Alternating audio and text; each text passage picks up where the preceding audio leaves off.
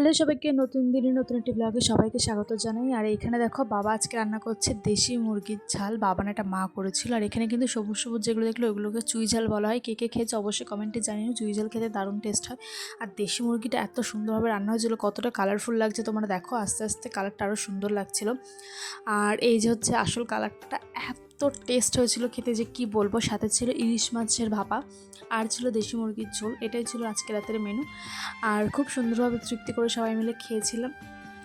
আর এগুলো দিয়ে খাবার টাবার পরের দিনকে আমি চলে গেছিলাম দিয়াদের বাড়িতে গিয়ে বোন হঠাৎ একটু নেইল ডিজাইন করা শিখেছে।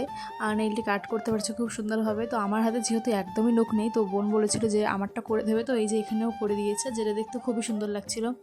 আর এই যে এটা হচ্ছে গিয়ে বিফোর লুক আর কি, নেইলটা সবাই বসানোর পর। আর এটা হচ্ছে ফাইনাল লুক। তো কেমন লাগছে অবশ্যই কমেন্টে জানিও। আজকের মতন টাটা, সবাই খুব খুব ভালো থেকো, সুস্থ থেকো, বাই বাই।